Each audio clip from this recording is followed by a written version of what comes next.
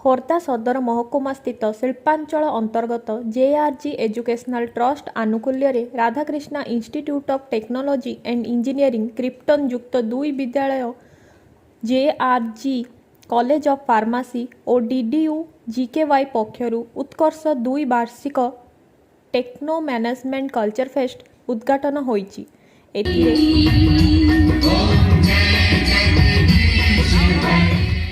Mohan Gupta, our chairman sir, Mr. Jitendra Mohan Gupta, Mr. Abhishek Gupta and Mr. Harsh Mohan Gupta are the pillars of strength, resource, support.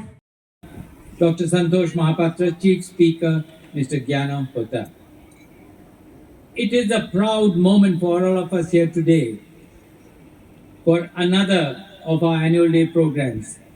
Yes, it has been a एथिरे JRG trust chairman Vineet Mohan Gupta उद्घाटन करथिले। भुवनेश्वर स्थित NISER registrar doctor Abhay Kumar Nayak मुख्य अतिथि, JRG educational trust उपाध्यक्षा रश्मि गुप्ता विशिष्ट अतिथि, व्यंगकवि ज्ञानहोता मुख्य वक्ता, पुरी स्थित ओयूएचएस निर्देशक dean doctor Santosh Kumar Mahapatra, Radhakrishna institute अध्यक्ष डॉक्टर सुभाष रंजन कबाट और जेआरजी कॉलेज फार्मेसी अध्यक्ष डॉक्टर आशीष देव सम्मानित अतिथि भावे जोगदे छात्र छात्री माने वैषयिक ज्ञान कौशल और मातृभाषा माध्यम शिक्षादान व्यवस्थार उन्नति दिगरे यथेष्ट सहायक होइथाय बोली मत प्रकाश करथिले।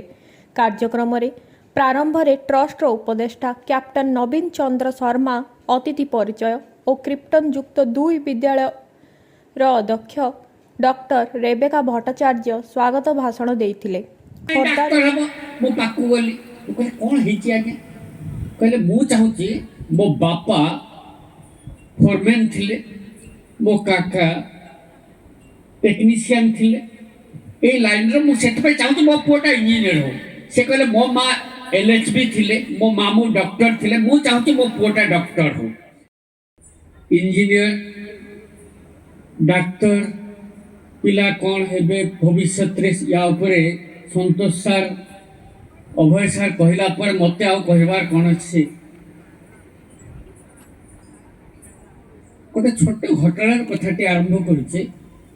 आम पड़िशा घरे स्वामी स्त्री कली हला, जेते बेले केवल शुभे ताहा रेडियो भलिया लागे और जेते बेले देखा जाए सेते बेले टीवी भलिया लागे। तांको कलिटा आगो शुभिला रेडियो भलिया लागिला। क्रमशः से कली दांड को आसला, 2 जन जाक रास्ता को ओल्हे आसिले, कली चली था।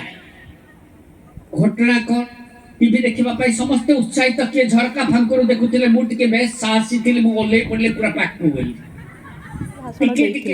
खोर्धारू योगेश्वर पंडांक रिपोर्ट पर्यवेक्षक ओडिशा।